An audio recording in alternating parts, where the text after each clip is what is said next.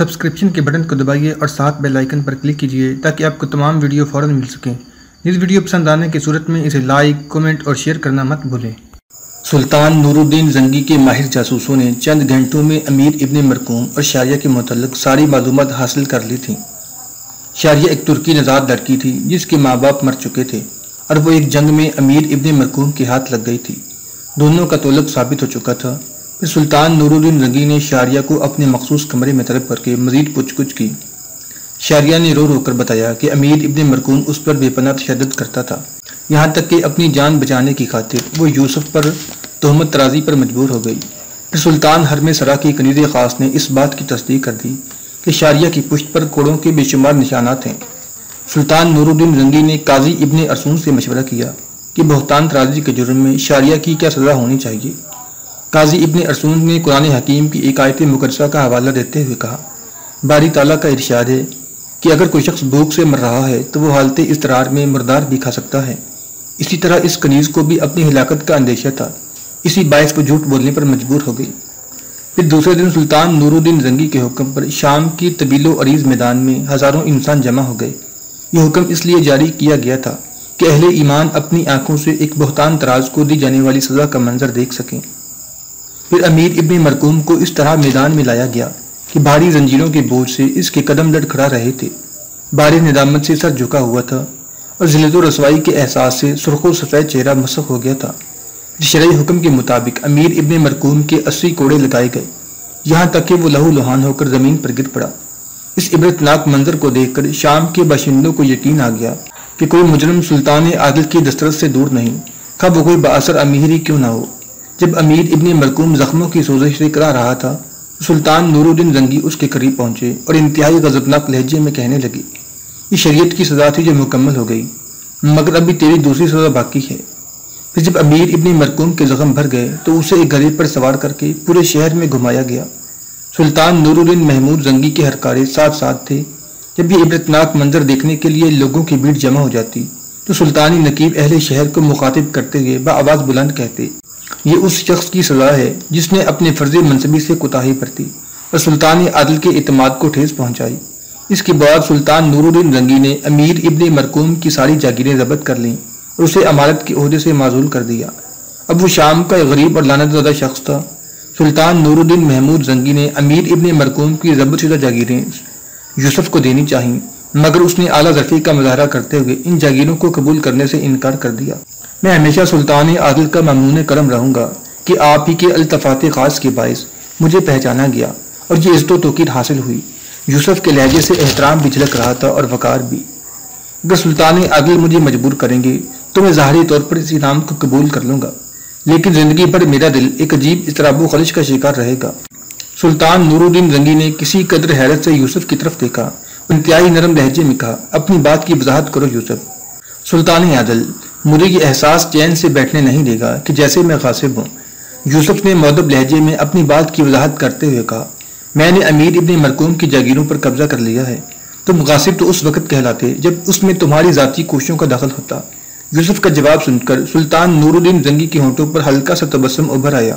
اگر غاصب نہیں تو پھر خود کو ایک سود خور سمجھوں گا، یوسف نے نئے انداز سے اپنے انکار کی توجیہ پیش کرتے ہوئے کہا، ان جاگیروں کے حصول میں میری کسی ذاتی کوششوں یا کارکردگی کو دخل نہیں ہے۔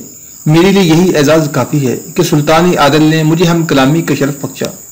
یوسف کا جواب سن کر سلطان نور الدین زنگی کے چہرے پر گہری مسرت کا رنگ ابھر آیا۔ پھر حاضرین دربار سے مخاطب ہو کر بولے، یوسف کی خد و خال بہت غور سے دیکھ لو، اہل وفا کے چہرے ایسے ہوتے ہیں۔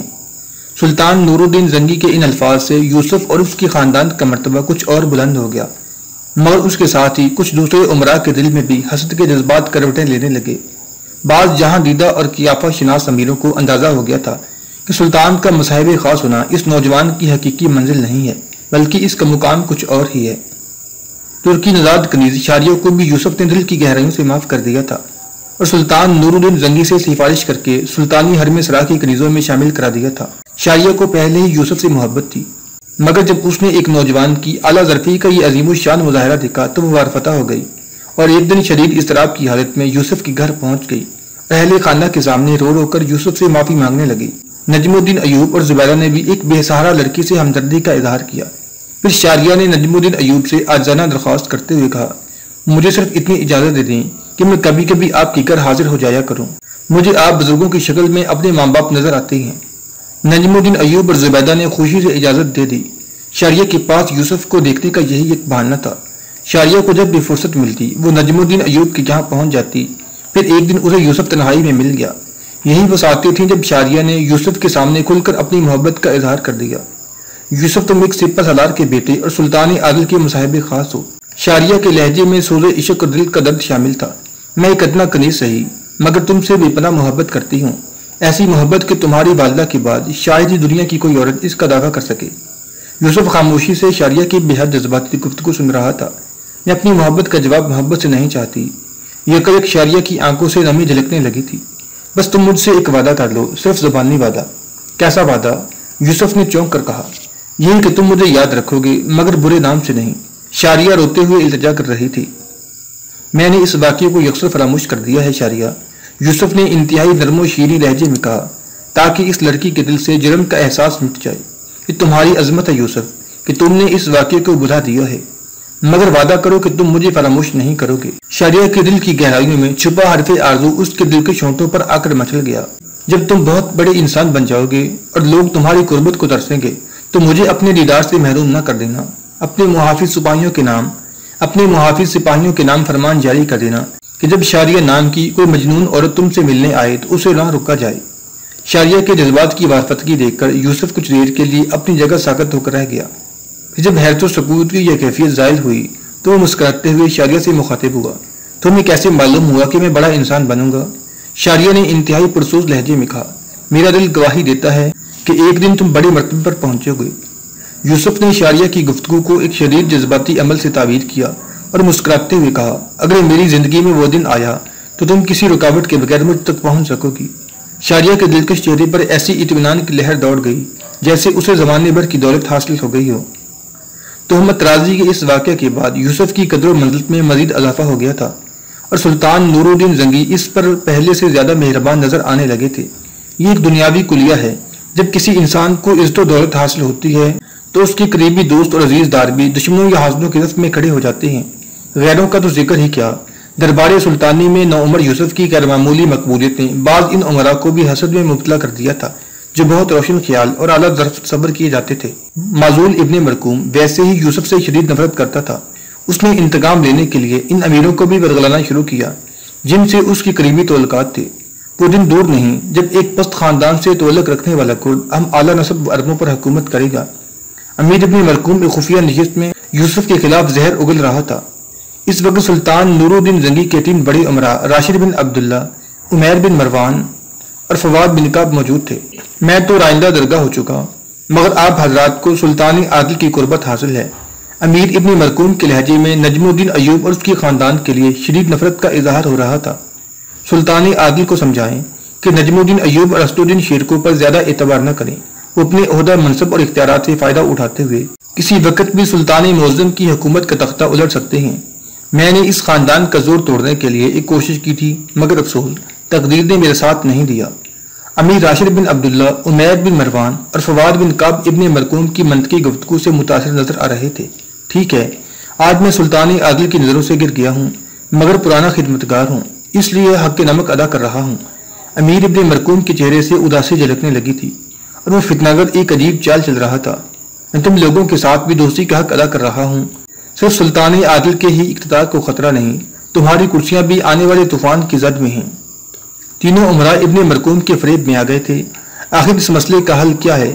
امیر راشد بن عبداللہ نے ابن مرکوم سے پوچھا۔ ہم خود بھی اس خاندان کے بڑھتے ہوئے اثرات سے خائف ہیں۔ اس مسئلے کا بس ایک ہی حل ہے۔ امیر ابن مرکوم نے بڑی عیاری سے لب کشائی کی۔ سلطان عادل کو مشورہ دیں کہ بیک وقت 2 بھائیوں کے ہاتھوں میں فوجوں کی کمان نہیں ہونی چاہیے۔ پہلے اسد الدین شیرکو کو سالاری کے عہدے سے ہٹا کر دربار کی 4 دیواری تک محدود کر دیا جائے تاکہ وہ سلطان عادل کی خدمت میں صرف سلام پیش کرتا رہے۔ اسد الدین شیرکو کے ہاتھ میں تلوار کا رہنا انتہائی خطرناک بات ہے۔ یہ کہہ کر امیر ابن مرکوم کچھ دیر کے لیے خاموش ہو گیا اور تینوں عمراء کے چہروں کا جائزہ لینے لگا۔ امیر ابن مرکوم کے دلائل اور چرب زبانی نے اپنا کام دکھا دیا۔ سردار عمیر بن مروان نے اس کی تائید کرتے ہوئے کہا، اسد الدین شیرکو بہت جنگجو انسان ہے، ہر وقت قہر و غضب کا مجسمہ نظر آتا ہے۔ امیر ابن مرکوم نے لوہا گرم پا کر ایک اور بھرپور ضرب لگائی۔ اسدالدین شیرکو جنگجو ہی نہیں، ایک نہایت شاطر انسان بھی ہے، اپنے بڑے بھائی نجم الدین ایوب سے زیادہ خطرناک۔ اسے سالاری کے منصب سے ہٹانے کے بعد کسی دوسرے موقع پر نجم الدین ایوب کے ہاتھ سے بھی تلوار لے کر اسے دربار میں بٹھا دیا جائے۔ اس طرح زنگی خاندان کا اقتدار بھی محفوظ ہو جائے گا اور آپ حضرات کی کرسیاں بھی۔ پھر تینوں امراء ابن مرکوم سے وعدہ کر کے اٹھے کہ وہ عنقریب اس خاندان سے نجات حاصل کر لیں گے۔ پھر وہ دن امیر ابن مرکوم کی زندگی کا یادگار دن تھا جب پورے شام میں یوسف کی موت کی خبر عام ہو چکی تھی۔ امیر ابن مرکوم خوشی سے پاگل ہو کر گلی کوچوں میں چیختا پھر رہا تھا، لوگوں سنو، قدرت نے میرے ساتھ انصاف کر دیا۔ نجم الدین ایوب نے اپنے اختیارات استعمال کر کے مجھے سلطان عادل کے ہاتھوں معزول کرا دیا تھا، مگر حقیقی عادل تو اللہ تعالیٰ کی ذات پاک ہے، اس کی عدالت میں کسی کی سفارش نہیں چلتی۔ اس نے میری ذلت و رسوائی کا انتقام لے لیا اور نجم الدین ایوب کا بیٹا یوسف مر گیا۔ امیر ابن مرکوم کی وحشیانہ چیخیں سن کر بہت سے لوگ اپنے گھروں سے نکل آئے تھے، ان کے چہروں سے افسوس کا اظہار ہو رہا تھا، اور جو لوگ تہمت رازی کے واقعے سے باخبر تھے انہیں پاکباز اور جوانسال یوسف کی ناگہانی موت کا بہت صدمہ تھا، اور وہ اسلامی رسم کے مطابق دل ہی دل میں مرنے والے کے لیے مغفرت کی دعائیں کر رہے تھے۔ اور نجم الدین ایوب کے گھرانے پر تو قیامت ہی ٹوٹ پڑی تھی۔ کسی کو یقین ہی نہیں آ رہا تھا کہ یوسف ان سے اتنی جلدی بچھڑ جائے گا۔ زبیدہ اپنے جانے والے بیٹے کو پکارتے پکارتے شدت غم سے بے ہوش ہو گئی تھی۔ دونوں بھائی توران شاہ اور ملک عادل روتے روتے نڈال ہو گئے تھے۔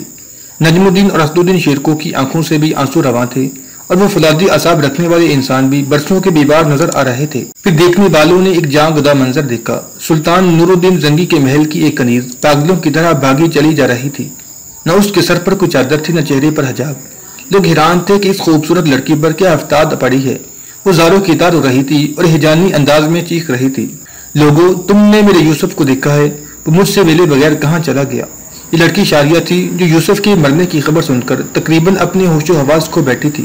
پھر وہ ایک ہی رفتار سے بھاگتی ہوئی نجم الدین ایوب کے گھر پہنچی۔ بکھرے ہوئے بال، گرد و غبار سے اٹا ہوا چہرہ اور چڑھی ہوئی سانسیں۔ نجم الدین ایوب اسے ایک نظر میں نہیں پہچان سکا۔ تم کون ہو بیٹی؟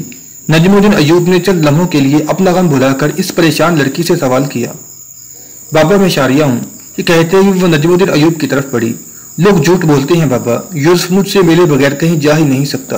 یہ کہہ کر شاریہ نے نجم الدین ایوب کے سینے پر سر رکھ دیا اور بے ہوش ہو گئی۔ اس المناک واقعے کی تفصیل یہ ہے کہ سلطان نور الدین محمود زنگی نے یوسف کو اپنے معتمد غلام امین کے ساتھ ایک خفیہ سرکاری کام سے شہر ہما بھیجا تھا۔ پھر ایک رات جب تمام لوگ گہری نیند میں ڈوبے ہوئے تھے تو اچانک زلزلے نے پورے شہر کو اپنی لپیٹ میں لے لیا۔ زلزلہ اتنا شدید تھا کہ چند لمحوں میں ہما کی زمین زیر و زبر ہو گئی۔ پھر جب صبح ہوئی تو قریب کے شہر میں ٹھہرے ہوئے سلطان نور الدین زنگی کے جاسوسوں نے یہ عبرتناک منظر دیکھا۔ ایک رات میں پورا شہر کھنڈر بن گیا تھا۔ پھر برق رفتار شہ سواروں نے شام پہنچ کر سلطان عادل کو اطلاع دی کہ ہما میں ہر طرف تباہی کا منظر ہے، ایک مکان بھی زلزلے سے محفوظ نہیں رہا۔ چونکہ یوسف بھی ہما کے ایک مکان میں مقیم تھا، اس لیے اس کی موت کا یقین کر لیا گیا۔ نجم الدین ایوب کا گھر ماتم کدہ بنا ہوا تھا۔ شامی فوج کا سالار ہونے کے باعث بہت سے سپاہی اور درباری امراء مسلسل تعزیت کے لیے آ رہے تھے۔ غم گساروں میں وہ تینوں منافق امیر راشد بن عبداللہ، امیر عمیر بن مروان اور فواد بن کعب بھی تھے، جو امیر ابن مرکوم کے فریب میں آ گئے تھے اور درپردہ نجم الدین ایوب کو اس کے عہدے سے ہٹانے کے لیے سازشیں کر رہے تھے۔ ہم اس جوامرگی پر یوسف کا ماتم کرتے ہیں، امیر راشد بن عبداللہ نے مصنوعی طور پر رنج و علم کا مظاہرہ کرتے ہوئے کہا۔ دوسرے امیر فواد بن کعب نے آسمان کی طرف دیکھتے ہوئے کہا، اے فلکی کج رفتار، یہ کیسا ستم ہے کہ بوڑھے ماں باپ وقت کے تپیڑے کھانے کے لیے زندہ رہ جاتے ہیں اور ان کے کڑیل جوانوں کو خاک میں ملا دیا جاتا ہے۔ یہ کہتے ہوئے امیر فواد بن کعب نے آنکھوں میں آنسو لانے کی ناکام کوشش کی۔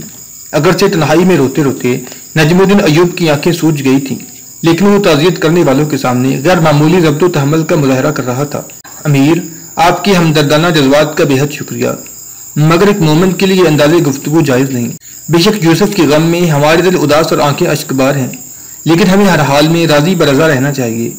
تیسرے امیر عمیر بن مروان نے اپنے جذبات کی تسکین کے لیے عجیب انداز سے نجم الدین ایوب کی دل آزاری کی۔ مجھے یوسف کی موت سے زیادہ اس بات کا غم ہے کہ تمہارے بیٹے کو قبر بھی نہیں ملی، نہ اسے غسل دیا گیا اور نہ اس کی نماز جنازہ پڑھی گئی۔ اے اللہ، ایسی موت کسی کو نہ دے۔ عمیر بن مروان کی بات سن کر نجم الدین ایوب کے چہرے پر ناگواری کا رنگ ابھر آیا، لیکن وہ مروت میں خاموش رہا۔ امیر، یہ تم رسم تعزیت ادا کر رہے ہو یا ہماری مجبوریوں کا مذاق اڑا رہے ہو؟ असदुद्दीन शेर को अपने आप पर काबू न रख सका और इंतहाई तल्ख लहजे में उमैर बिन मरवान की इस दिलखराश गुफ्तगू का जवाब देते हुए बोला, मेरा ये मतलब नहीं था। अमीर उमैर बिन मरवान घबरा सा गया था और उसके लहजे में हल्की सी लकनत आ गई थी। एक दिन सबको मर जाना है, लेकिन जाने वाले अपनी कोई निशानी तो छोड़ जाते हैं। उमैर बिन मरवान ने बात बनाने की कोशिश की, मैं तो ये कहना चाहता था कि तुम इतने बड़े खंडर में अपने बेटे की लाश कहाँ कहाँ तलाश करोगे। असदुद्दीन शेर को मजीद जवाब देना चाहता था कि अचानक पूरी गली सरकारी नकीबों की आवाजों से गूंज उठी। सुल्तान आदिल तशरीफ ला रहे हैं। नकीबों की आवाज ने सूरत हाल को यकसर बदल डाला था। नजमुद्दीन अय्यूब और उसका छोटा भाई असदुद्दीन शेर को तेजी के साथ दरवाजे पर पहुंचे। सुल्तान नूरुद्दीन जंगी की सवारी अपने सिपा सलार के दरवाजे पर आकर रुकी। फिर वो बाजबूत हुक्मरान नीचे उतरा। सुल्तान आदिल की हमरा काजी इब्ने अरसून भी थे। देखने वालों ने देखा कि दोनों के चेहरों पर गहरी उदासी छाई हुई थी। फिर सुल्तान नूरुद्दीन जंगी और काजी इब्ने अरसून नजमुद्दीन अय्यूब और असदुद्दीन शेरको से गले मिले। इसके बाद दोनों अंदरूनी खाना चले गए। यूसुफ मेरा खिदमतगार ये मजहब खास नहीं था। सुल्तान नूरुद्दीन जंगी ने रस्म ताज़ियत अदा करते हुए कहा, वो मेरे छोटे भाई की तरह था और उससे मुझे बड़ी उम्मीदें वाबस्ता थी, लेकिन हक ताला की मर्जी में पूरी कायनात मिलकर भी दखल अंदाजी नहीं कर सकती। ये कहते कहते सुल्तान नूरुद्दीन महमूद जंगी की आंखें भीग गईं और फजा पहले से भी ज्यादा सोगवार हो गई। वाली शाम की यह कैफियत देखकर तीनों अमीर राशिद बिन अब्दुल्ला, फवाद बिन काब और उमैर बिन मरवान दिल ही दिल में बहुत खुश हुए। अमीर इब्ने मरकूम ने उन्हें यह कहकर बरगलाया था कि नजमुद्दीन अय्यूब और असदुद्दीन शेर को दरबार सुल्तानी में बहुत ज्यादा रसाई हासिल कर चुके हैं। लेकिन आज जब इन तीनों ने यूसुफ के लिए इंतहाई तहसीन आमेज कलमात सुने तो उन्हें अंदाजा हुआ कि मरने वाला अपने बाप और चचा से भी आगे बढ़कर सुल्तान आदिल के बहुत करीब पहुंच गया था और यही वजह थी कि वो तीनों जवामर्ग यूसुफ की मौत पर इंतहाई खुशी महसूस कर रहे थे। उनके ख्याल में कुदरत उन पर बहुत ज्यादा मेहरबान थी कि जहरीला कांटा खुद ब खुद उनके रास्ते से हट गया था। फिर काजी इब्ने अरसून ने निहायत रकत आमेज लहजे में अपने शागिर्द के लिए दुआ मगफरत की, यहाँ तक कि इस मजलिस में मौजूद तमाम लोगों की आंखों से आंसू रवां हो गए। कुछ सुल्तान नूरुद्दीन महमूद जंगी की आंखों से बहने वाले आंसू उनकी दाढ़ी को भिगो रहे थे। तीनों हासिद अमीरों ने भी सुल्तान आदिल को खुश करने के लिए रोने की कोशिश की, मगर आंखों की गोशी तो उस वक्त बिकते हैं जब दिल पर चोट पड़ती है। और राशिद बिन अब्दुल्ला, फवाद बिन काब और उमैर बिन मरवान के सीनों में दिल की जगह पत्थर रखे हुए थे। फिर जब सुल्तान नूरुद्दीन महमूद जंगी रुखसत होने लगे तो उन्होंने अपने सिपा सलार नजमुद्दीन अय्यूब को मुखातिब करते हुए कहा, अगरचे सरकारी करिंदों ने इतला दी है कि शहर हमा में सारे मकानात मुनहदम हो गए हैं और दूर तक इंसानी जिंदगी के आसार नहीं मिलते, लेकिन फिर भी यूं महसूस होता है कि जैसे सरगोशी में कोई मुझसे कह रहा हो कि यूसुफ महफूज है। आमीन। काजी इब्ने अरसून ने बआवाज बुलंद कहा, अब सुल्तान आदिल हैं और मुझे यकीन है कि हक ताला आपकी दुआ जरूर सुनेगा। सुल्तान नूरुद्दीन महमूद जंगी और काजी इब्ने अरसून की बातें सुनकर नजमुद्दीन अय्यूब और असदुद्दीन शेरको के पुरमज़दा चेहरों पर खुशी की तेज लहर दौड़ गई थी, मगर तीनों हासिद उमरा दिल ही दिल में हंस रहे थे। तो सुल्तान आदिल यूसुफ के बाप और चचा को झूठी तसल्लियां दे रहे हैं, वरना मौत की वादी में गुम हो जाने के बाद कौन वापस लौट कर आया है। दूसरी तरफ शहर हमा में बड़ी अजीब सूरत हाल थी। रात भर गहरी नींद सोने के बाद जब यूसुफ सलाहुद्दीन और सुल्तान आदिल का गुलाम अमीन बेदार हुए, दोनों पर शदीद हैरत और सकूत की कैफियत तारी हो गई। बहुत देर तक उनकी समझ में नहीं आया कि वो कहाँ हैं। कमरा तो वही था जहाँ यूसुफ और अमीन रात को सोए थे, लेकिन घर के दरवाजे की बाहर का मंजर बड़ा हैबतनाक था। चारों तरफ मिट्टी और पत्थरों का ढेर था, जिसमें दोनों के घोड़े भी दब कर मर गए थे। बहुत देर तक यूसुफ और सुल्तान नूरुद्दीन जंगी के गुलाम हैरान परेशान खड़े रहे। फिर मकानात के मलबे से गुजरकर वो कुछ देर तक आगे बढ़े ताकि किसी महल्लेदार से मिलकर सूरत हाल जानने की कोशिश करें, मगर किससे पूछते कि कल रात शहर हमा पर क्या क़यामत गुजरी है। वहां तो कोई भी जिंदा नहीं बचा था। चंद घंटों के इंतहाई दुश्वार गुजार सफर के बाद यूसुफ और अमीन को अंदाजा हो गया था कि पूरा शहर ज़ल्ज़ले की लपेट में आ चुका है। भूख और प्यास की शिद्दत से दोनों का बुरा हाल था। फिर वो थक कर बैठ गए और अल्लाह ताला के इस बेमिसाल करम का शुक्रिया अदा करने लगे कि खालिक़े कायनात ने उन्हें आफते नागहानी से महफूज रखा था।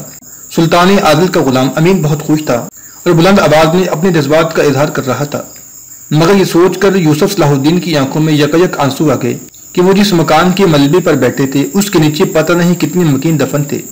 शहराए आम तक पहुंचते पहुंचते शाम हो चुकी थी और दोनों के पांव छालों से भर गए थे। रास्ते सुनसान थे और दूर दूर तक किसी ऐसी सवारी का पता नहीं था कि जो उन्हें करीबी शहर तक पहुंचा सके। मजबूरन यूसुफ और अमीन ने वो रात खुले आसमान के नीचे इस तरह गुजारी कि दोनों के पेट खाली थे और उनकी जुबानें प्यास से खुश्क हो गई थी। फिर दूसरी सुबह वो दोनों इस रास्ते से गुजरने वाले घुड़सवारों की मदद से करीबी सराय तक पहुंचे और खाना खाकर इस तरह सोए کہ رات کے وقت ان کی آنکھ کھلی۔ الغرض 3 دن کی اذیت ناک مسافت کے بعد یوسف اور امین انتہائی شکستہ حالت میں دارالحکومت شام پہنچے۔ پورے شہر میں ایک تہلکہ مچ گیا۔ کسی کو ان کی زندگی کا یقین نہیں آ رہا تھا، مگر وہ دونوں زندہ تھے۔ پھر سلطان نور الدین محمود زنگی نے یوسف کے زندہ و سلامت بچ جانے پر جشن خاص کا اہتمام کیا۔ خود سلطان عادل نے اپنے ہاتھ سے یوسف کو قبائے زرنگار پہنائی۔ یہ منظر دیکھ کر نجم الدین ایوب اور اسد الدین شیرکو کی آنکھوں میں آنسو آ گئے، مگر یہ آنسو اظہار تشکر کے طور پر تھے کہ خالق کائنات نے ان کے بیٹے کو دوسری زندگی عطا کی تھی۔ امیر راشد بن عبداللہ، عمیر بن مروان اور فواد بن کعب کے چہرے مسخ ہو کر رہ گئے تھے۔ ان تینوں سے یہ جشن مسرت برداشت نہیں ہو رہا تھا۔ اگر ان کی یہ حرکت درباری آداب کے خلاف نہ ہوتی تو وہ یہ منظر دیکھنے کے بجائے دربار سے اٹھ کر جا چکے ہوتے یا پھر اس جشن خاص میں شریک ہی نہ ہوتے۔ مگر قدرت کے کھیل بھی عجیب ہوتے ہیں۔ وہ تینوں حاسد عمرہ یوسف کو اس طرح مردہ دیکھنا چاہتے تھے کہ اس کی قبر کا نام و نشان تک نہ ہوتا، مگر یہ کیسی ناقابل یقین بات تھی کہ یوسف نہ صرف زندہ تھا بلکہ سلطان نور الدین محمود زنگی اسے اپنے رستے ممالک سے خلعت خاص پہنا رہے تھے۔ امیر راشد بن عبداللہ، فواد بن کعب اور عمیر بن مروان ناقابل بیان اذیت و کرب میں مبتلا تھے۔